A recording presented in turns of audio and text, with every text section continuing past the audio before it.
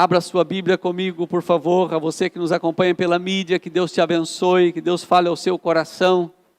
Continue não apenas nos acompanhando, mas adorando a Deus junto conosco, onde você está, para que a gente possa engrandecer esse Deus a quem nós servimos e sejamos cada dia adoradores, os quais Deus procura gente séria para adorá-lo. Então abre a sua Bíblia em Neemias. Estamos trabalhando o livro de Neemias, expondo o livro de Neemias, e portanto eu quero convidá-lo mais uma vez a que a gente possa observar o que Deus tem para nós hoje.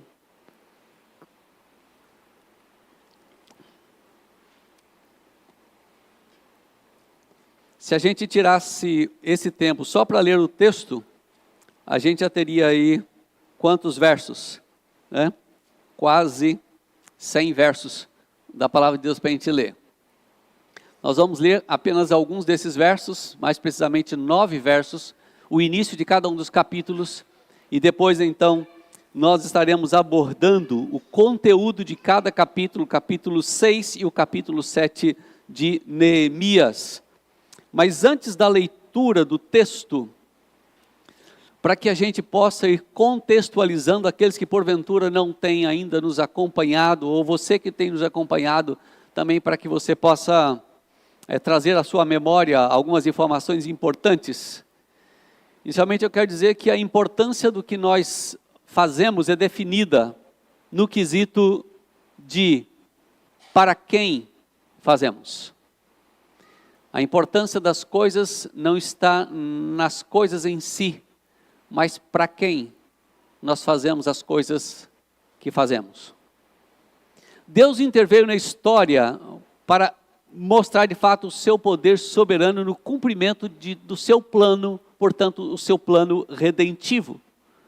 Neemias entendeu isso, estando sob o poder dos babilônios, e portanto Neemias entendeu o que Deus tinha da vida dele a partir do momento em que ele é informado pelo seu irmão Anani a respeito da condição dos seus concidadãos, dos seus irmãos judeus. E Neemias ele é marcado por uma aspiração extraordinária de um homem extremamente piedoso. E o propósito era exatamente que Deus queria mostrar e continuar desenvolvendo o seu plano redentivo na vida do seu povo por meio da nação de Israel, apesar de ser um povo tremendamente desobediente, um povo que, como eu e você, não merece a graça abundante de Deus.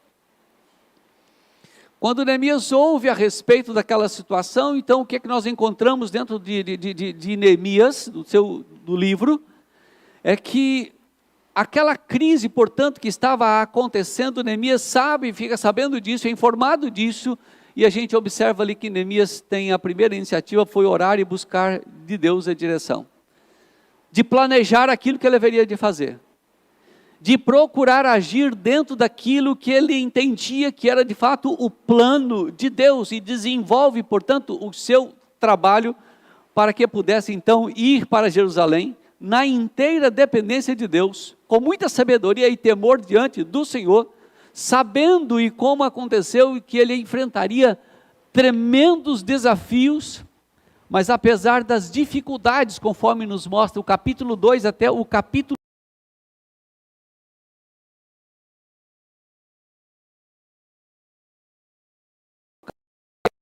primeiro nos mostra isso. Neemias continua com grandes desafios.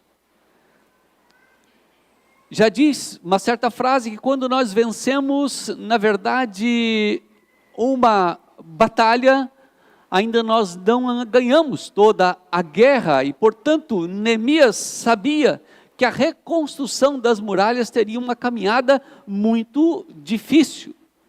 Neemias estava, de certa forma, preparado, de fato, para isso. E a restauração, tão temida por parte dos inimigos, já estava quase chegando ao fim. E conscientes estavam os inimigos, então, de toda esta probabilidade que Neemias estava ali já terminando a reconstrução dos muros, e então há uma investida muito maior sobre o líder Neemias, que sempre na sua postura diante de Deus, seu temor diante de Deus, ele é um grande líder, portanto encorajador do povo, e desta forma encorajando o povo como uma grande estratégia para que ele pudesse então vencer o inimigo. E é diante de tantas investidas do inimigo que Neemias tem uma postura a tomar. Eu quero então convidar você para a gente ler o texto e continuaremos então aqui com a exposição dos 2 capítulos. Leremos o capítulo 6 até o versículo 4. E eu quero convidar você a ler comigo, por favor, esse texto a partir do verso 1 até o versículo 4. Leiamos. Tendo ouvido Sambalate, Tobias, Gesem, o arábio, e o resto dos nossos inimigos, que eu tinha edificado o muro, e que nele já não havia brecha nenhuma, ainda que até este tempo não tinha posto as portas dos portais, Sambalate e Gesem mandaram dizer-me: vem, encontremo-nos nas aldeias, no vale de Ono. Porém, intentaram fazer-me mal. Enviei-lhes mensageiros a dizer: estou fazendo grande obra, de modo que não poderei descer. Por que deixaria a obra, enquanto eu a deixasse e fosse ter convosco? 4 vezes me enviaram o mesmo pedido. Eu, porém, lhes dei sempre a mesma resposta. Capítulo 7, leremos depois os 5 primeiros versos, para que a gente possa pegar aí o contexto anterior, e isso há de nos facilitar. Há uma expressão que Neemias usa aqui, e que eu iniciei a nossa palavra lembrando de uma frase, que a importância do que fazemos é definida no quesito de para quem nós fazemos. E Neemias no versículo 4, ele usa uma expressão, eu quero usá-la como o tema de nossa mensagem então, nessa noite.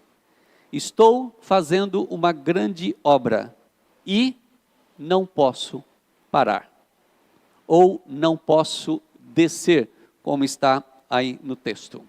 Estou fazendo uma grande obra, não posso parar. Queridos, algumas coisas é importante observar dentro do texto, que primeiro é preciso que enfrentemos as ciladas do inimigo de forma extremamente corajosa. Nós precisamos enfrentar as ciladas do inimigo de forma extremamente corajosa. E do verso 1 ao verso 4, a gente percebe que o inimigo, a gente vai perceber que ele sempre reincide. Sempre o inimigo volta, sempre ele está ali, sempre ele está presente. E é interessante que o próprio Senhor Jesus Cristo nos avisa a respeito disso, e posteriormente ele vai dizer isso, né? Que Satanás, o vosso adversário, anda em derredor de vós, rugindo como um leão, procurando alguém para devorar. E essa é a verdade que nós encontramos aqui, a reconstrução do muro de Jerusalém. Neemias começa a enfrentar essas ciladas. Os portais ainda estavam vazios, os muros já tinham sido terminados, as brechas todas então haviam sido tapadas. E agora o que a gente percebe é que a última esperança então dos inimigos para ganharem vantagem era intensificar as suas ações, para que pudesse desta forma então desanimar Neemias e também os seus liderados. Outro detalhe importante a gente observar é que como a região era um tanto hostil, a gente percebe que há um plano daquele povo em relação por meio de Tobias, a fim de que pudesse desta forma então, nessa estratégia, quem sabe até eliminar a vida então de Neemias, porque tirando aquele que era o mentor, o cabeça, o estrategista de toda a ação, desta forma eles continuariam a impedir as ações. E você percebe que o texto que nós lemos, eles disseram: olha, vem, vamos, entendeu? Vamos encontrar nas aldeias do vale de Ono.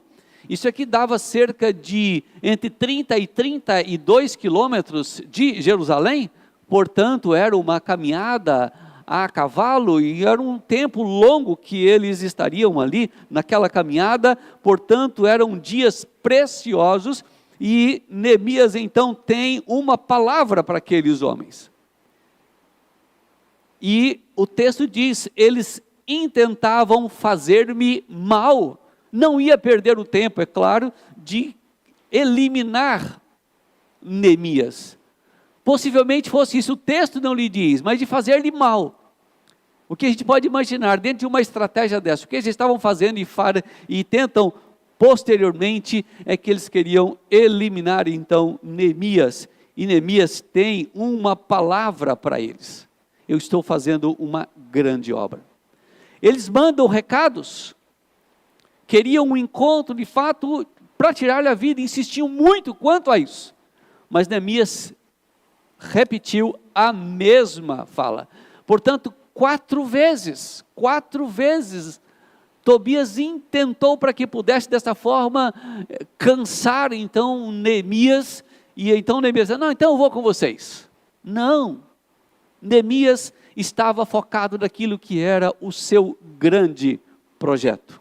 O seu grande projeto: estou fazendo uma grande obra, de modo que não poderei descer. Eu não poderei parar esta obra.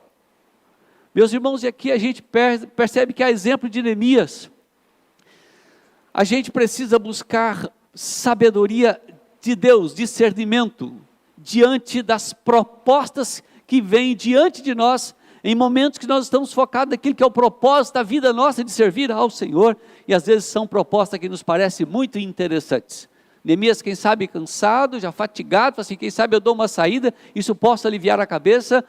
Tinha N razões para que Neemias de repente pudesse, quem sabe estrategicamente eles chegaram para tentar ali, através do argumento, convencer para que Neemias pudesse então atender o convite, e desta forma então pudesse acompanhá-los. E a gente percebe que Neemias tem discernimento da parte de Deus, sabedoria para tomar uma decisão. Não havia um interesse apenas pessoal, mas também coletivo para com o propósito que ele tinha ali. É preciso enfrentar as ciladas de forma extremamente corajosa, extremamente corajosa. E é isso que Deus quer de você e de mim. Mas o texto continua a partir do verso 5, que há algumas difamações que se levantam então contra Neemias. Eu queria que você acompanhasse aí na sua Bíblia, por favor. Então Sambalate me enviou pela 5ª vez o seu moço, o qual trazia agora na mão uma carta aberta. E olha, o teor da carta foi o seguinte: entre as gentes se ouviu, e Gesem diz que tu e os judeus intentais revoltar-vos, por isso reedificas o muro, e segundo se diz, queres ser o rei deles. Na verdade, Neemias já era o governador de Jerusalém, porquanto ele havia sido incumbido de governar Jerusalém naquele período. E puseste profetas para falarem a teu respeito em Jerusalém, dizendo: este é o rei em Judá. Ora, o rei ouvirá isso, segundo essas palavras. Vem, pois, agora, e consultemos juntamente. Mandei dizer-lhe: de tudo o que dizes, coisa nenhuma sucedeu. Tudo o teu coração é que inventas, disse Neemias, porque todos eles procuravam atemorizar-nos, dizendo: as suas mãos largarão a obra, e não se efetuará. Agora, pois, ó nosso Deus, fortalece as minhas mãos. Observe o texto, meus irmãos. Observe as intimidações, portanto, desses homens difamando de fato a Neemias, dizendo assim: olha, leva uma carta aberta para que todos vão conhecer o que de fato Neemias está fazendo. Vamos colocar aí em todas as mídias, se fosse hoje nos nossos dias, vamos jogar aí em todas as mídias para que todo mundo saiba qual que é o propósito desse Neemias aqui em Jerusalém. A carta estava aberta, era exatamente essa a estratégia, para que eles pudessem desencorajar então Neemias, que Neemias não tivesse coragem de enfrentar toda aquela situação. E o que Neemias faz diante disso? O que Neemias faz? Ele escreve uma carta respondendo? Não. Você percebe o texto? Numa oração relâmpago, Neemias diz: agora pois, ó Deus, fortalece as minhas mãos. Neemias já tinha tido tempo de intercessão ao Senhor antes de fazer todo o seu planejamento e entender que Deus estava com a sua mão sobre a sua vida, para que ele pudesse então voltar a Jerusalém, para restaurar os muros de Jerusalém e consequentemente a nação de Israel. E nesse momento não era momento de fazer jejum e oração de 2, 3 dias, subir para o monte, fazer onde quisesse ir. Não, era tempo rápido de orar e dizer: Senhor, fortalece as nossas mãos. Eles precisavam orar, mas precisavam também vigiar. Era preciso, quem sabe esta oração não foi feita nos moldes comuns que normalmente nós falamos. Vamos fechar os olhos para a gente orar? Quem sabe Neemias tem orado de olhos abertos, atentos exatamente às estratégias do inimigo. Mas uma coisa ele pede: Senhor, fortalece as minhas mãos. Senhor, eu preciso do Senhor. As difamações que esse povo traz sobre mim, o Senhor sabe de fato qual é a verdade. É por isso que Neemias, ao invés de justificar-se, ele entrega tudo isso diante de Deus. Entrega a sua causa ao Senhor. É preciso enfrentar as ciladas de forma extremamente corajosa. E Neemias o faz. E meus irmãos, já precisamos trazer aqui para a nossa vida aplicações. Cuidemos para que o que nós falamos a respeito das pessoas não venha destruir de forma covarde a sua vida, a sua reputação, sua inocência em relação a questões, quem sabe, levantadas. A resposta de Neemias era uma resposta que ele tinha consciência plena diante de Deus e, portanto, ele não haveria de defender. Como temos feito quantas vezes quando se levanta difamações contra nós? Como é que temos reagido? Será que a gente coloca diante de Deus isso? Ou nós, logo em seguida, tomamos alguma reação, vamos para a mídia, vamos escrever alguma coisa no telefone, falar, enfim, ou verbalizar para alguém aquilo que de fato temos recebido como difamação? Qual é a reação que tomamos? Não buscamos de Deus? Neemias pede ao Senhor: Senhor, fortalece as minhas mãos. Eu preciso do Senhor para que eu continue no meu propósito, para que eu continue assim. Como deveríamos agir? Certo comentarista disse o seguinte: tenho um dever a cumprir, uma tentação a enfrentar. Agora, ó Deus, fortalece as minhas mãos. Toda tentação de nos desviar do dever deve nos estimular ainda mais ao dever. Uma injeção de ânimo. Quando nós temos ciência da obra que Deus tem para as nossas mãos, nós não podemos nos intimidar diante das difamações que vêm sobre nós. Mas o texto continua dizendo, a partir do versículo 10, que há uma outra dificuldade, uma outra cilada que Neemias tem que enfrentar. Olha, a partir do verso 10.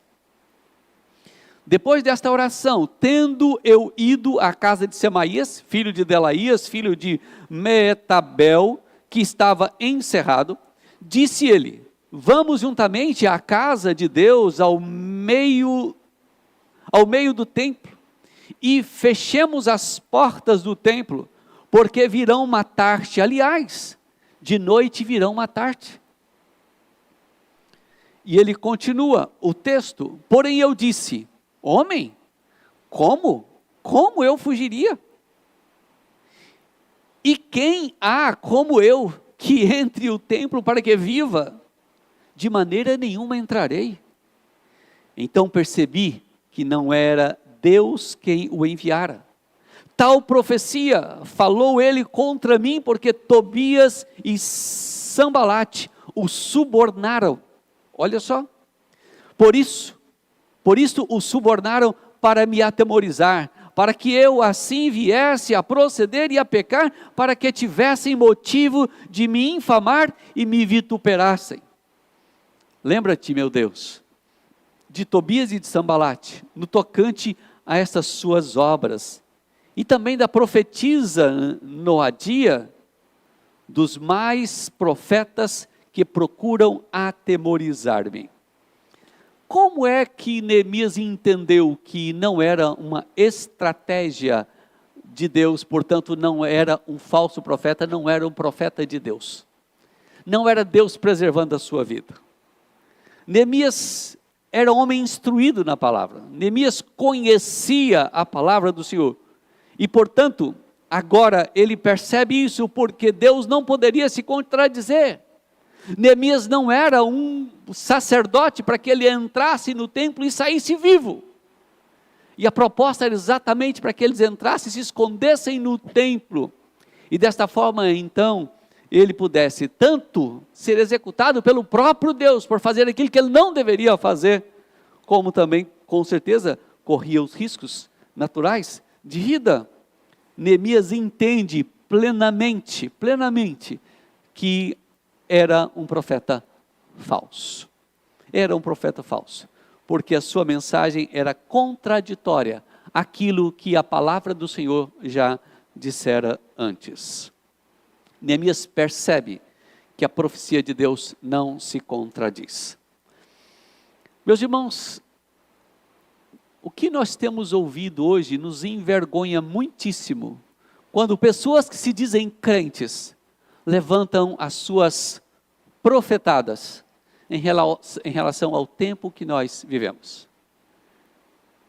Na época de política, então, os candidatos, aparecem tantos profetas, ou profetisas, para falar em relação a isso ou aquilo, ao candidato tal, ao candidato tal.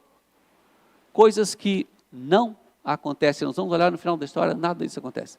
Não são profetas do Senhor. E aliás, os profetas do nosso tempo não falam nada além da Escritura. Profetizar, segundo os princípios bíblicos, no nosso tempo, é expor a Escritura, é expor a palavra, é tornar a palavra clara aos corações. O que a igreja precisa já está aqui. É isso que o autor aos Hebreus lembra para nós. Tendo o Senhor falado antigamente pelos profetas, aos nossos pais pelos profetas, nesses dias nos fala por meio de Cristo Jesus, a revelação aqui escrita na sua palavra, e portanto nós não precisamos de mais revelações. Neemias entendeu que aquela revelação era falsa, e portanto estar ali era arriscar a sua própria vida. A quem temos dado ouvido? A quem temos dado ouvidos? Ou ainda, como temos tratado a Escritura? Como temos tratado a vontade revelada do Senhor? Você tem sido um crente leitor da Escritura, ou você é um crente que nunca leu a Bíblia toda? Como você quer conhecer a vontade de Deus, revelada na sua palavra? Crentes que são bons de carregar a Bíblia para a escola dominical, a fim de contar na escola dominical, mas não estudam a Escritura. A facilidade que temos da Escritura em nossas mãos é algo extraordinário. E portanto, precisamos conhecer a Escritura para que nós refutemos. Não esperemos que alguém faça, para que nós refutemos as falsas profecias nos nossos tempos. Mas o texto continua a partir do verso 15. Uau, agora terminada a construção do muro. Eu acho impressionante essa informação aqui. Eu quero chamar você para que a gente possa observá-la a partir do verso 15. Observe quantos dias levaram para que eles pudessem reconstruir os muros. 52 dias. Se tiramos, naturalmente, como bons judeus, nós vamos tirar aí, quem sabe, 7 dias que foram os dias de descanso. Trabalhavam 6 dias e descansavam então o seu 7º dia. De 52 tiramos 7, voltaria para 45 dias. 45 dias de trabalho afinco, diz o texto. Sucedeu que, verso 16, sucedeu que ouvindo todos os nossos inimigos, temeram todos os gentios, nossos circunvizinhos, e decaíram muito o seu próprio conceito, porque reconheceram que por intervenção do nosso Deus é que fizemos esta obra. Também naqueles dias alguns nobres de Judá escreveram muitas cartas que iam para Tobias e cartas de Tobias que vinham para eles, pois muitos em Judá lhe eram ajuramentados, porque era genro de Secanias, filho de Ará, e seu filho Joanã se casara com a filha de Mesulão, filho de Berequias. Também das suas boas ações falaram na minha presença, e as minhas palavras lhe levaram a ele. Tobias escrevia cartas para me atemorizar. Apesar de todos os embates dos inimigos, meus irmãos, o muro estava fechado no dia 19, ou melhor, no dia 21 de setembro de 444 antes de Cristo. Um tempo extremamente curto, mas eram milhares de pessoas, numa tarefa de altíssima importância, porque era uma obra para o Criador, o Senhor dos Senhores, em que os próprios inimigos dão a mão à palmatória, quando eles dizem: puxa vida, vocês foram porque o Deus de vocês é demais. É por isso que vocês conseguiram fazer, reconhecendo Deus os havia abençoado. Perceberam que a obra havia sido executada com a ajuda de Deus, e não das mãos deles. Meus irmãos, observamos aqui, não apenas isso, os inimigos que se levantam, são inimigos também de dentro, de uma mistura de judeus e gentios, judeus que casaram com mulheres gentias e vice-versa, e aí então trouxe esse grande problema também para a vida do povo de Deus, para os judeus ali, e desta forma eles denegriam a imagem de Neemias, para que pudesse assim, por meio dessa perseguição, desanimá-lo. Então era um esquema leva e traz, para que desta forma pudesse confundir o povo dentro e criar uma atmosfera também de medo. E eu queria trazer algumas aplicações aqui para nós, até agora, nesse capítulo, além de algumas questões que eu já trouxe. Primeiro, que embora o Senhor tenha chamado Neemias, irmãos, Ele não retirou os desafios de deixar tudo mais fácil, como a gente gostaria que fossem as coisas. Pessoas que dizem assim: olha, se for da vontade de Deus, tudo vai dar certinho, as portas vão, eu vou chegar, a porta vai abrir junto, assim, tudo vai acontecer nas mil maravilhas. Isso não quer dizer que é a vontade de Deus, não. O diabo também pode abrir portas? Pode. Ele pode abrir portas para confundir. E Neemias tinha barreiras, dificuldades enormes. Mas o propósito era desencorajá-lo, as dificuldades que tinham, as lutas que tinham. A pergunta que eu e você precisamos fazer em relação à nossa vida é: que posturas nós temos tomado diante das dificuldades, diante de portas que às vezes nos fecham, de lutas que nós enfrentamos, nós recuamos, ou nós, na consciência plena daquilo que Deus tem para nós continuamos a nossa obra. Como disse Neemias, estou fazendo uma grande obra, eu não posso parar, o meu compromisso aqui, eu não abro mão disso. E uma das coisas que a gente observa aqui de uma grande declaração também do povo de Deus, é dizer assim, foi a mão de Deus. Foi a mão de Deus é que nos abençoou. Foi a mão de Deus é que nos conduziu. Foi a mão de Deus é que nos fez chegar aonde nós chegamos. Há uma coisa que nos chama a atenção na vida de Neemias, nos PGs, inclusive no último PG, quando a gente conversava a respeito do último sermão, a gente observava que, quando a gente fala de Neemias, a gente vê N qualidades de Neemias. Mas é uma coisa que foi ponderada, e a gente percebe aqui no texto, é a humildade de Neemias.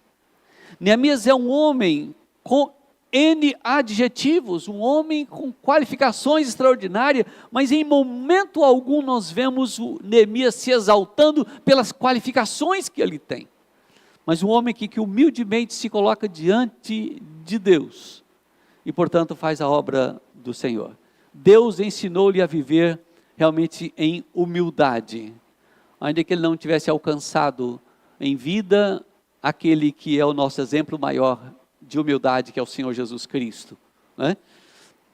Mas nós percebemos em Neemias, ele aprendeu, o Senhor lhe ensinou a ser um homem humilde, um servo humilde diante do Senhor, ainda que ele tivesse tantas qualificações. Mas há uma outra verdade que eu quero te chamar a sua atenção aqui, que trouxe sérios problemas para Neemias, foi a mistura entre o povo de Deus e o povo que não confessava o Deus verdadeiro. Uma mistura. E Esdras depois vai orientar o que essas famílias deveriam fazer, e trouxe problemas sérios para a vida deles. Judeus casados com não judeus, um relacionamento proibido pelo Senhor, sua palavra. Mude no seu comentário, ele diz o seguinte: um amor pecaminoso leva a uniões perversas. O inimigo das almas emprega muitos instrumentos e cria muitos planos para reprovar os servos ativos de Deus ou para afastá-los de suas obras. Há uma mistura, portanto, de quem servia a Deus e os que não serviam a Deus, e que trouxe sérios problemas para a vida do povo de Deus ali em Jerusalém. Meus irmãos, qual então deve ser o exemplo maior para nós? Se não olharmos para Cristo e entender que Cristo deu a sua vida por nós, pelas suas ovelhas, e até a morte ele mesmo esteve entre os perversos, mas não se uniu a eles em momento algum. Em momento algum. E lembrando a Escritura, para nós seres humanos, nós homens e mulheres pecadores, que as más companhias corrompem os bons costumes. Por fim, Neemias não cai então nas ciladas daqueles homens, porque ele teve o discernimento sobre de quem era a obra e para quem estava trabalhando. Esse é um discernimento que nós precisamos ter cada dia. De quem é a obra na qual nós estamos envolvidos ou para a qual fomos chamados? E para quem é esta obra? Quem que é o dono desta obra?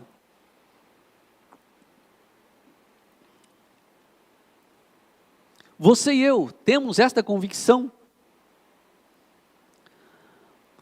O propósito de Deus que nos trouxe a existência é de fato para tornar a sua glória conhecida entre todos os povos, assim que todos os povos possam glorificar ao Senhor, desfrutar da sua presença, uma presença indispensável para a nossa vida. Portanto, o Senhor nos chamou para isso, a fim de torná-lo conhecido e desfrutar desta presença. Portanto, Deus nos chamou para uma grande obra, e eu não posso sair do foco de honrar esse que é o Senhor da obra para a qual eu fui chamado. estou fazendo uma grande obra, eu não posso parar. A nossa primeira pergunta que a gente precisa ter é esta: qual a concepção que você tem do seu chamado para servir a Cristo? Qual é a concepção que você tem? Qual é o valor que nós damos a esse chamado? Eu não estou falando de um chamado de tempo exclusivo para a obra, separado para o ministério, como os pastores seguem, mas para servir a Cristo. Nós fomos chamados para uma obra. Não é à toa que você trabalha numa empresa, não é à toa que você faz parte de uma faculdade, não é à toa que de repente você tem uma empresa ou presta serviço onde você está. O fato é que você não está fazendo primeiramente aquela obra, você veio para fazer a grande obra do Evangelho. E enquanto isso, você ganha o seu pão através da sua empresa, através do seu emprego, através das suas ações. É assim, nós fomos chamados e eu não posso abrir mão desta grande obra. Portanto, Deus é o dono da obra a que nós estamos envolvidos. Neemias sabia que ainda que estivesse construindo muros, era uma grande obra de Deus, porque trazia segurança para o seu povo, restaurar esse povo, porque era a nação da qual o seu filho viria. Estou fazendo uma grande obra, não posso parar. Mas há algo que nos chama a atenção no capítulo 7, e eu quero convidá-lo a lermos o início desse capítulo, que é necessário se consolidar a obra que estamos fazendo. Neemias tem essa consciência de que a sua obra precisa ser consolidada, e vejamos isso então no capítulo 7, leremos juntos. Eu achei a primeira leitura muito fraca, tá? E eu quero que você leia comigo os 5 primeiros versos, portanto, do capítulo 7. Vamos lá?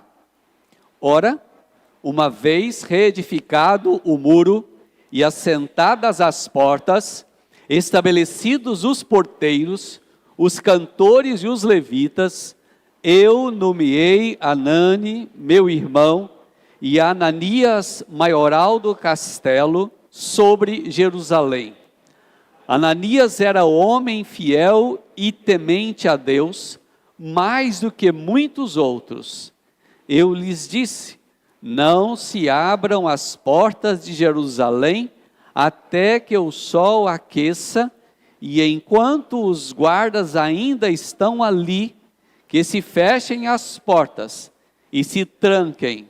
Ponham-se guardas dos moradores de Jerusalém, cada um no seu posto diante de sua casa. A cidade era espaçosa e grande, mas havia pouca gente nela, e as casas não estavam edificadas ainda. Então o meu Deus me pôs no coração que ajuntasse os nobres, os magistrados e o povo para registrar as genealogias.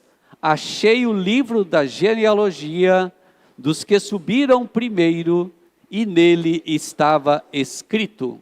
Ok, até o versículo 5. Há uma ação de Neemias aqui, para consolidar de fato a sua obra. Estava pronto, sim, os portões estavam colocados agora, havia uma certa segurança, mas era necessário reorganizar isso, porque a primeira etapa da reconstrução já havia sido então aqui terminada em 52 dias. Então ele nomeia porteiros para que pudesse cuidar, cantores e levitas, e havia aí, por causa do seu sentido religioso, então Deus havia estabelecido que deveria ser assim, conforme a gente lê lá em 1 Crônicas, do capítulo 23 até o capítulo 26, e para, de fato, a supervisão e segurança de Jerusalém, ele faz uma escolha criteriosa, homem da sua mais alta confiança, e não apenas isso, o texto diz que era Anani, o homem, inclusive é aquele que foi visitá-lo lá no reino persa, e agora havia informado da situação do seu povo, e ele vai e encontra exatamente do jeito que Anani havia dito, e ele então agora vai usar este homem, o seu irmão, de fato, para que pudesse cuidar da segurança. E olha que a qualificação, homem fiel e temente a Deus, é algo acima da média. E nós cremos que, na verdade, Anani tenha cumprido fielmente isso, conforme Neemias estabelece. Por isso, ele diz, o homem fiel, temente a Deus, um homem de fato que eu podia confiar, que ele ia cuidar da segurança do nosso povo. Porque se Anani falhasse, todo o trabalho tinha sido em vão. E portanto ele precisava tanto de Anani como do seu parceiro, que era então Ananias, que era então o líder do governo. Homens de sua maior confiança e qualidade. Precisava sem dúvida reorganizar a segurança.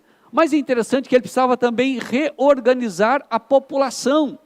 Você percebe que o texto nos diz que a cidade era muito espaçosa e havia pouca gente naquela cidade. Mas como? Qual a razão então de Neemias de dizer, vamos reconstruir os muros para uma cidade que não tinha quase ninguém? Qual era o propósito disso então?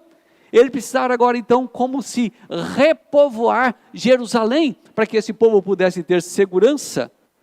Uma cidade então pouco povoada, o que nós observamos então, o grande desafio dele repovoar então a cidade de Jerusalém, repatriando as pessoas para lá.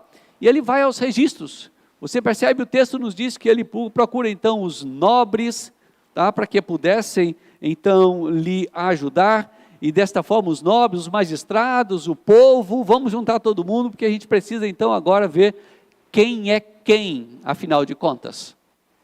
Quem é quem? Há uma preocupação de Neemias. E há uma informação que Esdras também nos traz, às vezes com algumas informações quanto a nomes, que às vezes é um pouco diferente, mas há algo que nos chama a atenção, que tanto Esdras 2:64 quanto Neemias 7:66 nos informa quantas pessoas quanto eram os judeus.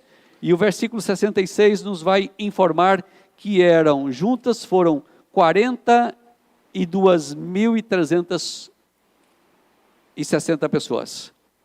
42.360 o número daqueles, afora os servos, as servas, que foram 7.300, e aí ele vai trazer algumas outras informações para a gente aqui.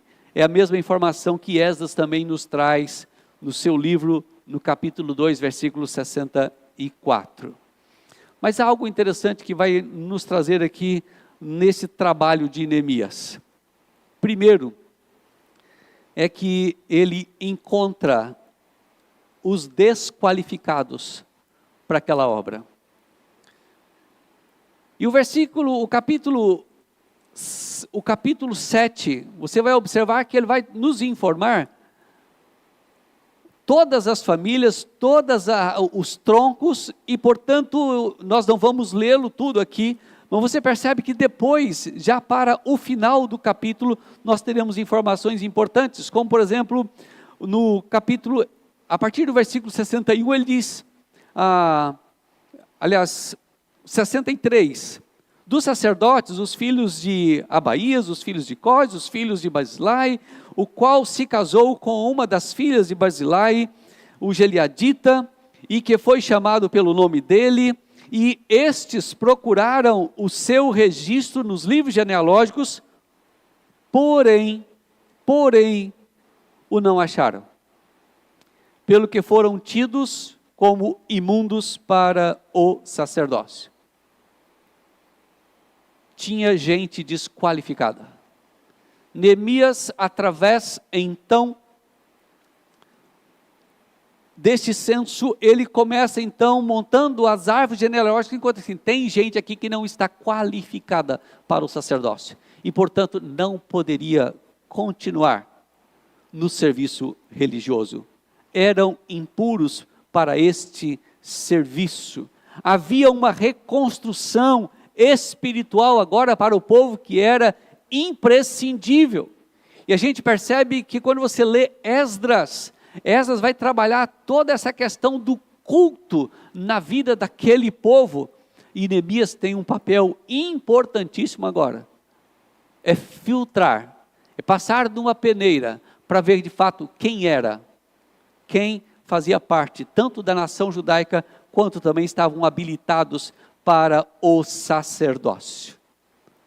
Porque o propósito era, na verdade, glorificar a Deus entre as nações, e muitos não mantiveram puro a sua linhagem, misturando-se então com o casamento, as suas famílias, com casamento com os gentios, e não poucos resolveram permanecer na Babilônia e não voltaram para a reconstrução de Jerusalém, e portanto nessa árvore genealógica não foram muitos identificados. Então, tirados os seus postos, não puderam provar a pureza da sua raça, daqueles que pertenciam de fato ao Senhor. Que podemos aplicar aqui para nós? Um líder que não se mantém fiel à sã doutrina jamais servirá, na verdade, um bom exemplo para os seus liderados. Era uma grande preocupação, então, de Neemias. Como sacerdotes que não estavam qualificados poderiam ser exemplo para os seus liderados, para os adoradores? E é triste quando nos olhamos nos nossos dias, meus irmãos, histórias horríveis de homens que deveriam ser líderes qualificados e pelas suas ações desqualificados para a obra do Senhor. É triste, isso denigre a imagem do Evangelho do Senhor Jesus Cristo, ou traz mau exemplo para a caminhada do Evangelho de Cristo Jesus? Neemias não podia manter líderes desqualificados na frente do seu povo. Há uma grande preocupação, com certeza, nessa área. Há sempre um caminho mais longo para esta área. Na Igreja Presbiteriana do Brasil, a qualificação de um líder, ela começa desde a sua aspiração ao ministério da palavra. É um cuidado que se tem. E há um processo, há uma caminhada da aspirância ao ministério, depois como candidato ao ministério, depois no tempo de estudos, depois um tempo também de licenciatura, para ver se de fato seja um líder qualificado. E mesmo assim, muitas vezes a peneira falha. Muitas vezes a peneira ainda falha. Portanto, Deus tem nos chamado, meus irmãos, com qualificações para a obra do Senhor. Mas eu não posso me misturar.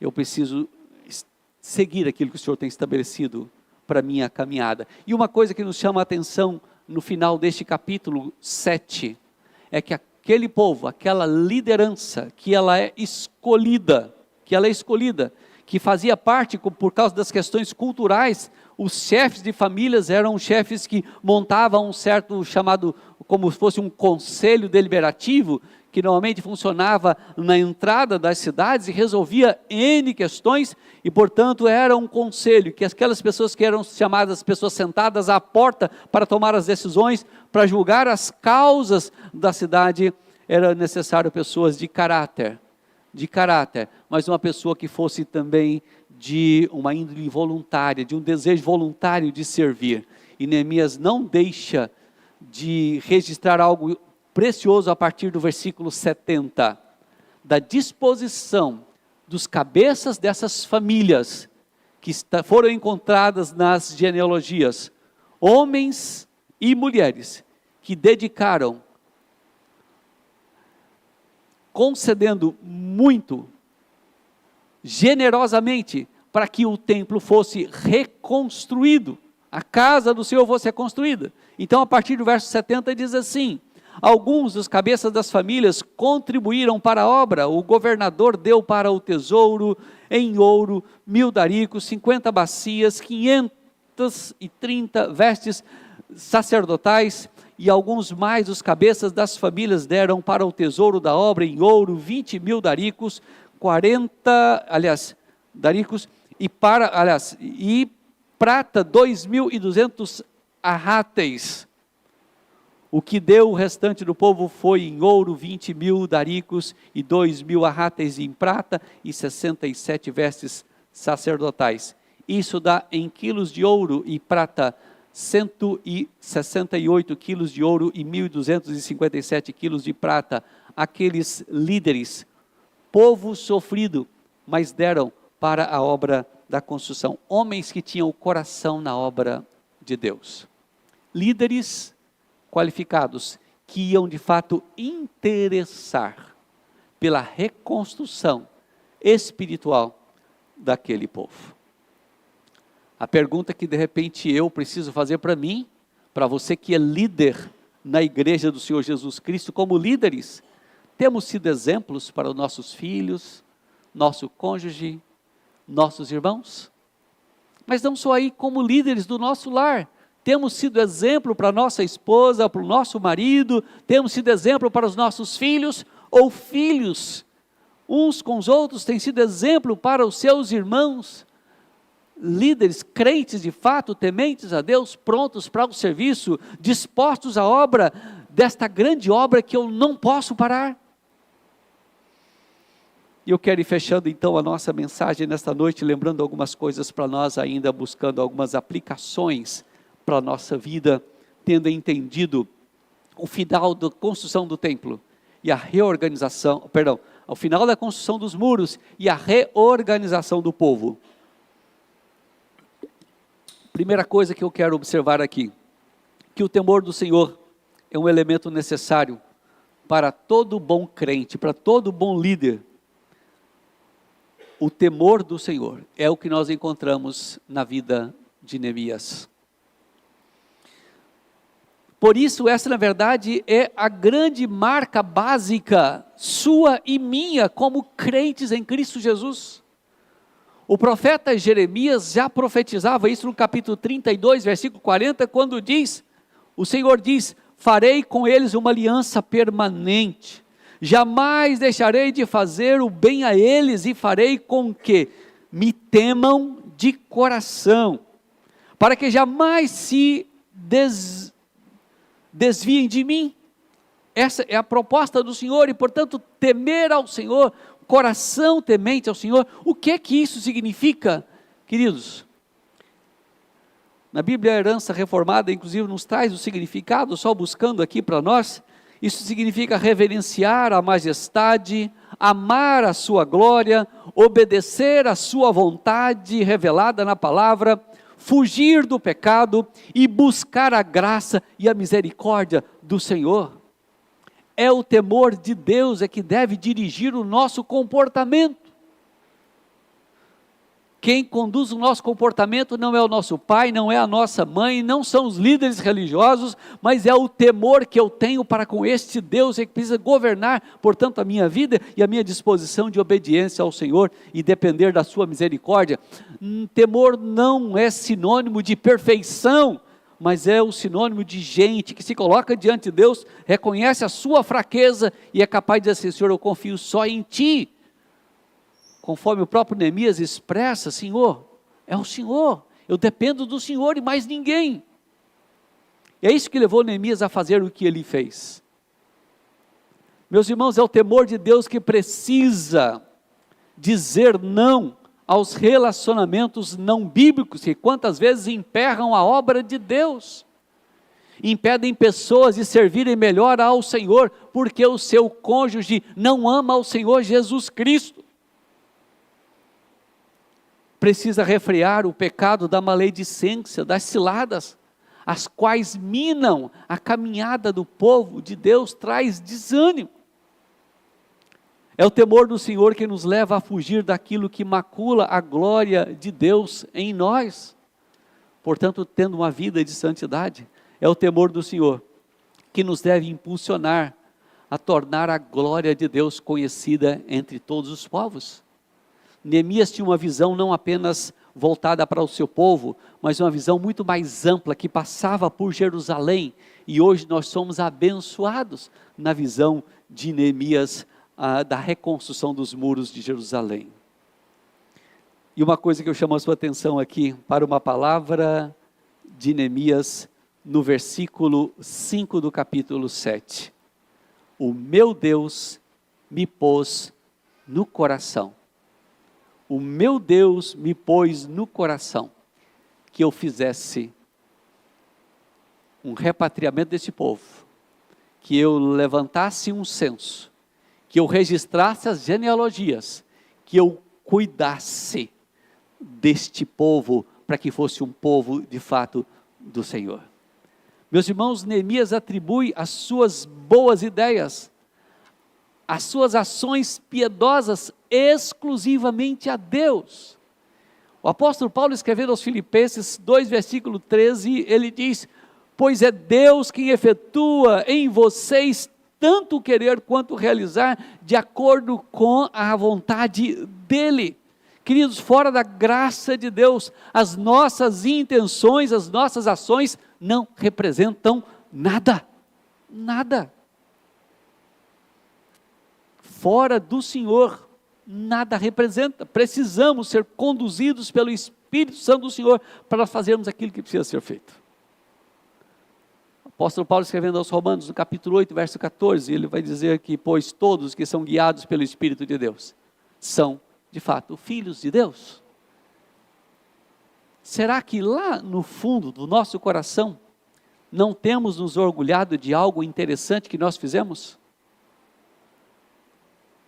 Neemias poderia ter dito assim: olha, eu tive uma excelente ideia, eu fui de fato aquele que dei o parto a esta ideia, então convidei os nobres, convidei todo mundo para que a gente pudesse então registrar esse povo. Não, ele disse: o meu Deus me pôs no coração. A glória era de Deus, não era de Neemias. As ações eram dele, mas a glória era do Senhor. E a obediência de Neemias, a submissão de Neemias ao Senhor, é que ia glorificar de fato o Senhor. Deus mantém o registro dos seus filhos. No último dia Deus vai convidar: vinde benditos de meu Pai. Senhor, eu expulsei demônio, eu fiz isso, eu evangelizei, eu discipulei, eu fui membro da Sociedade de Auxiliadora Feminina, eu fui membro da UPH, eu estava na UPA, eu estava na SAV. Apartai-vos de mim, malditos. Deus conhece os corações que lhe pertencem. O temor do Senhor é que deve refletir quem de fato nós somos. Quem abandona o pecado, quem foge de fato daquilo que denigre a imagem do Senhor e que macula a glória do nosso Deus. Meus irmãos, o Senhor é poderoso para dar prosseguimento à sua obra, só Ele é capaz de fazer. É Ele que continua fazendo. É Ele que coloca no nosso coração continuar até o dia que o Senhor nos chamar. E é bom saber que quem faz parte da aliança de Deus por meio de Cristo tem a convicção de pertencer à família do Senhor. Eu quero me dirigir, quem sabe, a alguém que esteja me ouvindo, que de fato assim: pastor, tudo que o senhor tem dito aí não tem a ver comigo. Eu ainda estou fora dos muros de Jerusalém. Eu estou longe. Eu estou longe. E eu quero dizer para você, quem sabe ainda não entendeu a grandiosidade da obra que o Evangelho faz, é que ele pode mudar a sua vida, mudar a sua história, mudar a história da sua família, por meio de Cristo Jesus. Ele pode fazer de você um instrumento na sociedade, Ele pode fazer você um instrumento na sua empresa, Ele pode fazer de você uma bênção na sua casa. Quem sabe você tem sido um marido que não tem conduzido bem a sua responsabilidade, ou uma esposa que não tem sido aquela esposa que deveria, ou um filho extremamente rebelde. O Senhor pode mudar essa história. O Senhor pode mudar essa história. Deus mudou a história daquele povo de Jerusalém, conduzindo-os novamente, reconstruindo os templos ou os muros, e dando seguridade e trabalhando a vida espiritual daquele povo. E eu digo para você, qualquer decisão por Cristo, isso não vai imunizar você das ciladas de Satanás. Isso não vai nos deixar blindados como se os problemas não nos acontecessem mais, mas vai nos expor ainda mais aos problemas, mas com uma certeza preciosa de que nós podemos encher da força que vem do Senhor para superar cada dificuldade, cada problema. E Deus continua chamando pessoas para deixar a Babilônia, para sair de fora dos muros, para que possa fazer parte da família de Deus, por meio de Cristo Jesus. Como dizia alguém, Neemias nos parece até ser um tipo de Cristo, alguém que estava vivendo de forma extraordinária na Babilônia, e deixa tudo aquilo para um sofrimento que ele teve em Jerusalém. Por que motivo? Para que Deus fosse glorificado. Deus chamou você e a mim também, para que Deus fosse glorificado por meio da sua vida. Você homem, você mulher, você jovem, você adolescente, você criança, Deus quer nos usar. Eu preciso ter certeza de que a grande obra que Deus colocou na nossa mão, ela não permite que nós pisemos no freio, e nem que nós retrocedamos, mas que nós continuemos. Diante das tentações, diante das humilhações, diante das difamações, diante das fake news, a nossa postura deve ser: estou fazendo uma grande obra, eu não posso parar. Se você entende que o nosso Deus é tão grande assim, você vai entender que a obra não é presbiteriana, que a obra não é minha, que a obra não é da igreja de Porto Velho, mas a obra do Senhor. Não estou falando obra, construção física, estou falando da obra de Deus, o Evangelho. Se você entende que o Evangelho é tão precioso assim, arregace as mangas, e não volte atrás, e não recue, não dê espaço para o inimigo, mas sigamos olhando para Cristo Jesus. Eu quero convidá-lo a ficar em pé, nesse instante, e orar, colocando-nos diante de Deus, nesse momento, para que Deus possa trazer ao seu coração, de fato, aquilo que Ele tem. Não sou eu que faço, mas é a palavra do Senhor que faz. A partir da sua leitura, a gente pode fazer isso. Eu quero que nós oremos. Senhor, às vezes a nossa concepção do Senhor é tão mesquinha, porque às vezes a nossa concepção do Senhor, da Tua obra,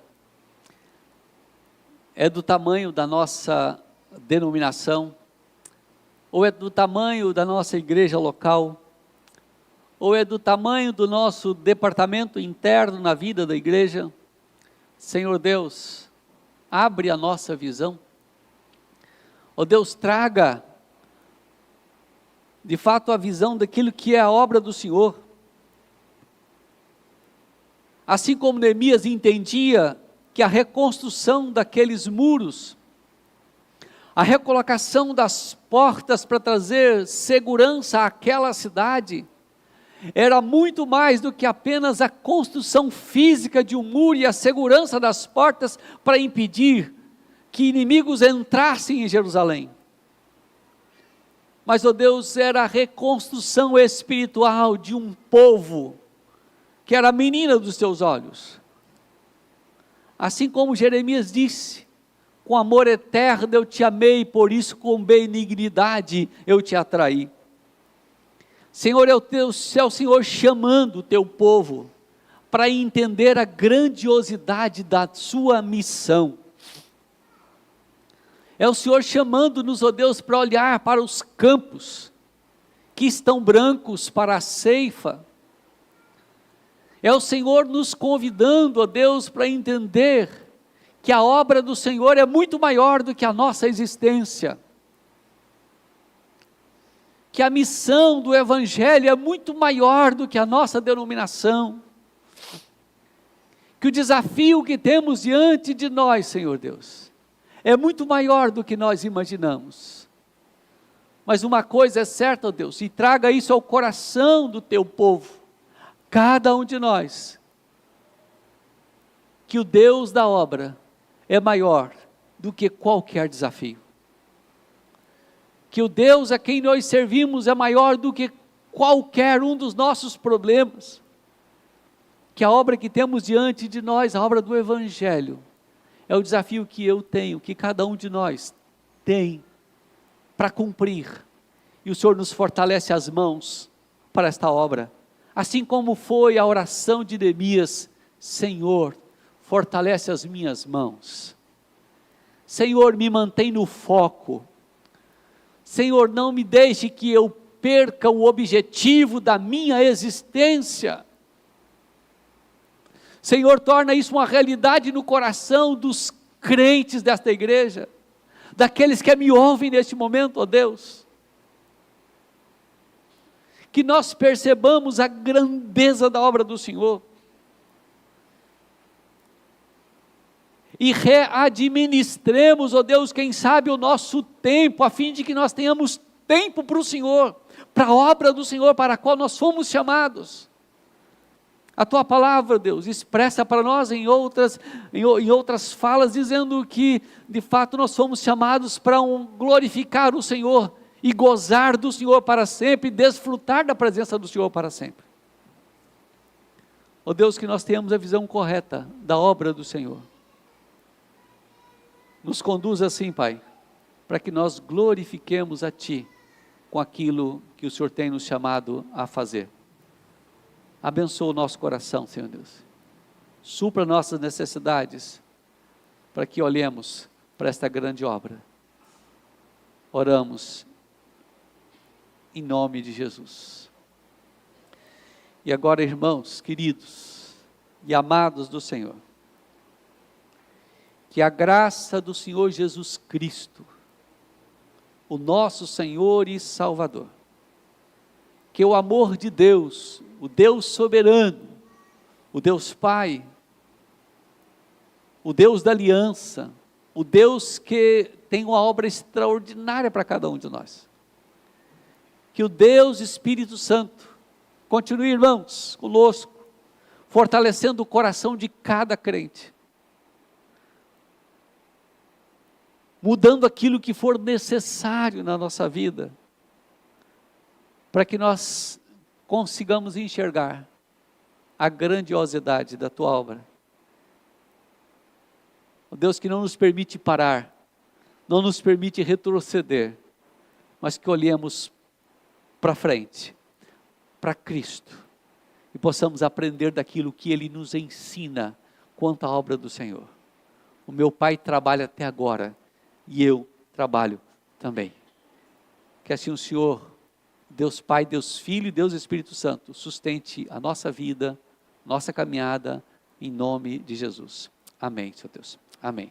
Poder sentar, meus queridos irmãos.